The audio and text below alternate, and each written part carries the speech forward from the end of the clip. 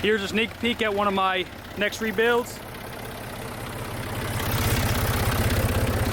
Back in Alabama, I'm about to load her up.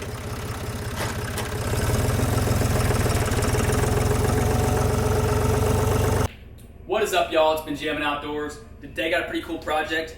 This is a 2008 CBR600rr. It's a theft recovery, so there's a bunch wrong with it. But the biggest issue, it's got a hole in the main block. So I have another motor to do a block swap.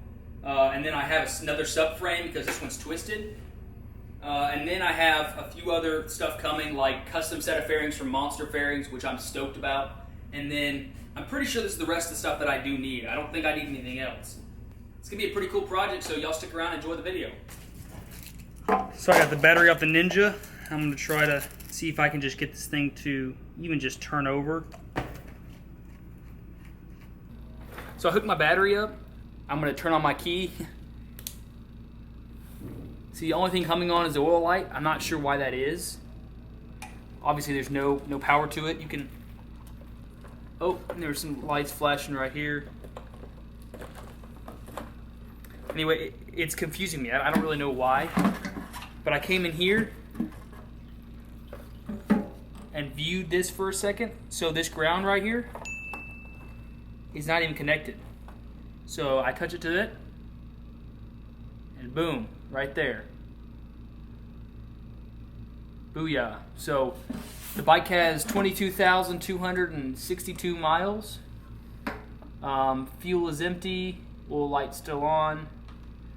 Odometer works, so that's a huge plus because that thing right there is a couple $100. Still not turning over, so I got to figure out why it's not turning over. Because it is in neutral. I put it in neutral. Let's see if we can jump the terminals.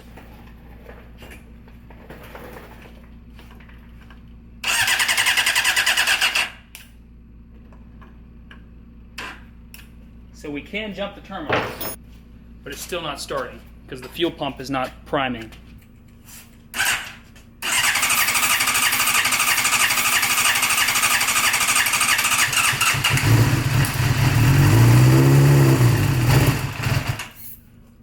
So I was going through the fuses and I found this one that was blown. So I'm going to throw another 10 in there and see if it'll turn over now and the fuel ejection will come on. So I replaced that fuse and I installed the new battery, a gel battery.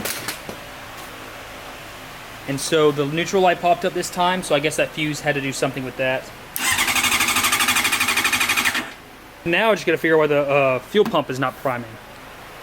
Alright, so this green wire came out, and so I'm gonna see if I can slide it in and it locks in.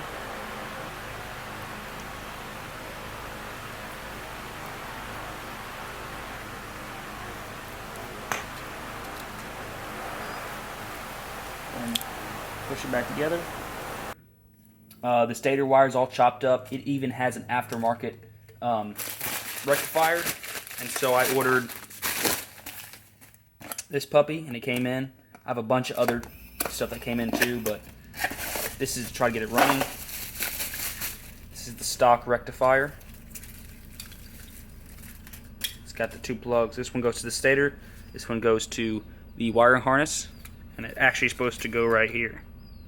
So I'm going to pull that off, and then I'm going to have to swap the stator cover for the other motor to see if it runs.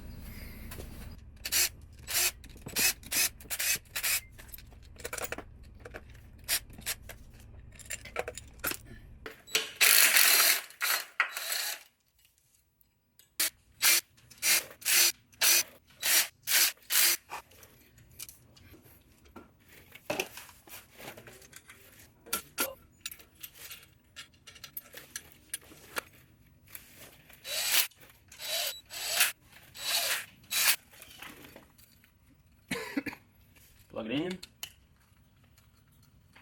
Plug it in. So the fuel pump hasn't been cutting on every time I turn it on.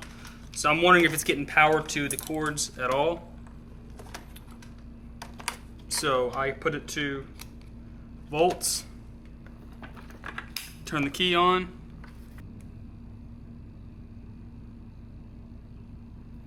9.6 volts, so that might not be enough to make the fuel pump cut on. Alright, so I'm going to pull the fuel pump out so I can bench test it.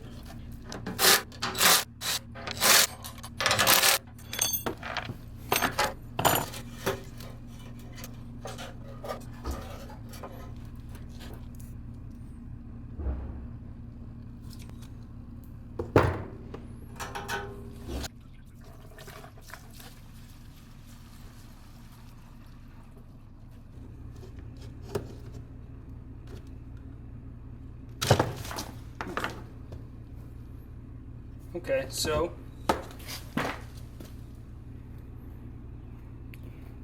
it's a good bit of crap on the bottom of that tank filter. So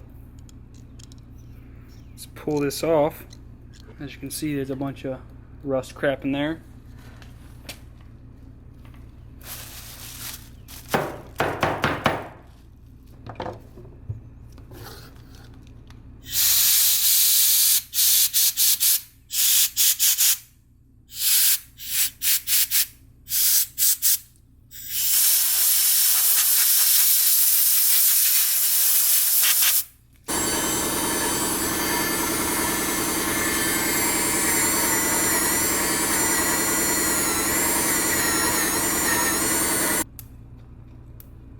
I got power.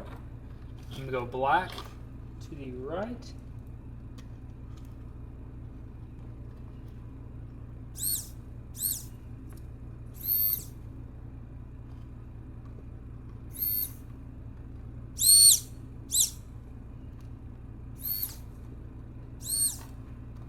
Okay, so it looks like it's working.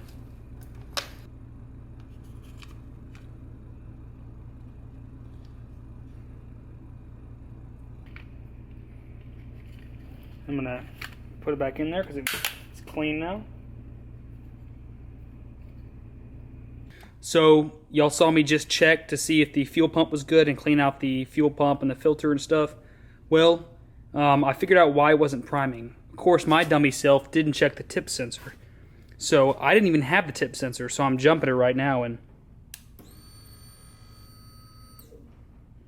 so, of course, it's the tip sensor. So watch. Pull that out.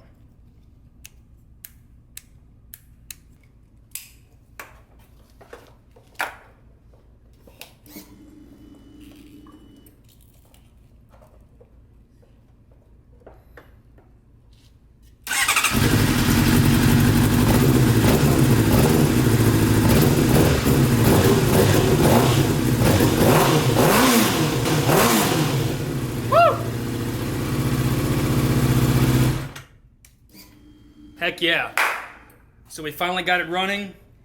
When I was trying to start at the beginning, it was wanting to turn over. It was really pain in the butt. But now it starts up.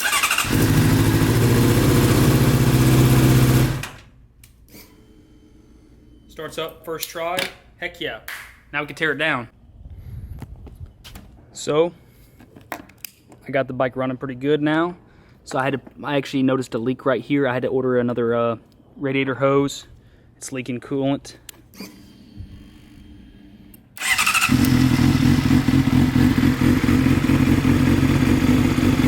It's actually running a little bit better now.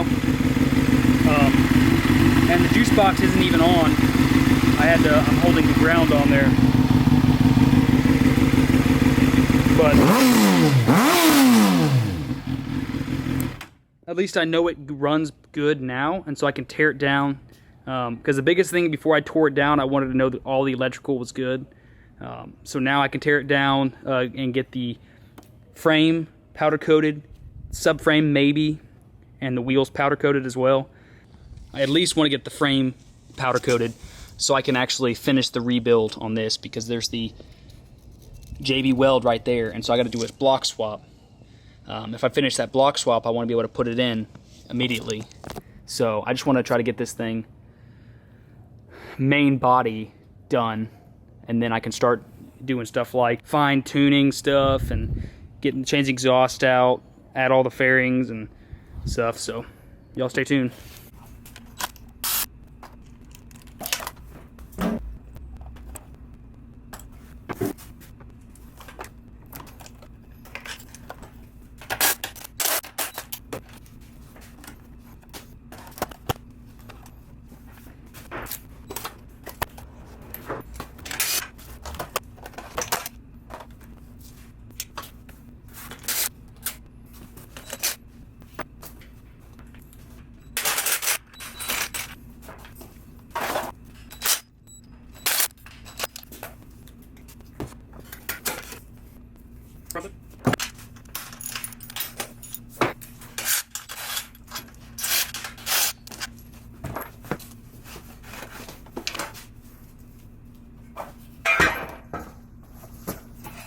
All right, so we're down to the bare motor.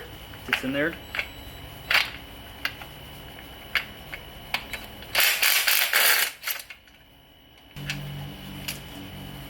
Castle nut. Now we pull that bolt out. And move the jack underneath. So I remove the lower nut, move this opposite side.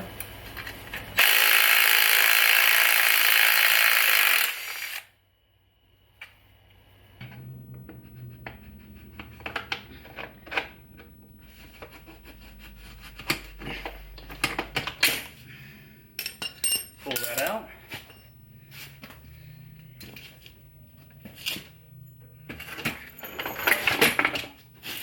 Drop it.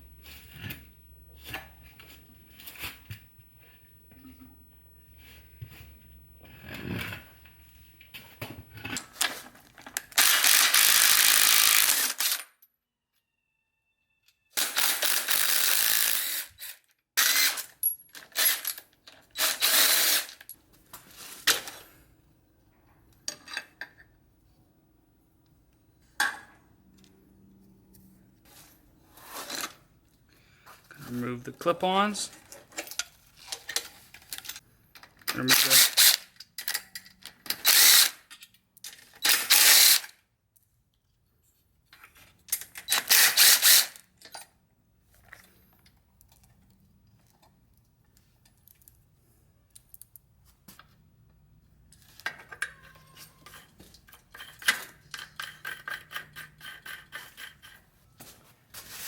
pull this off.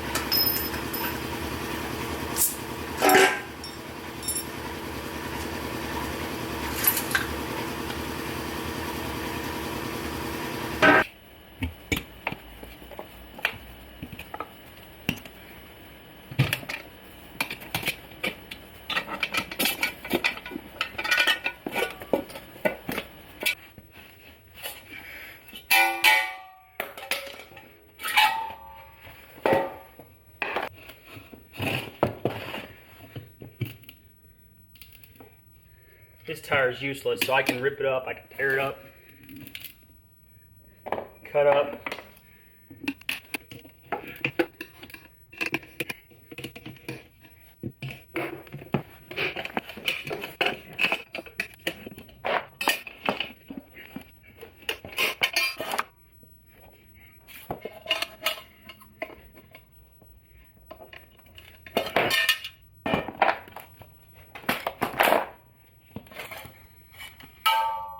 Now they're ready for powder coat.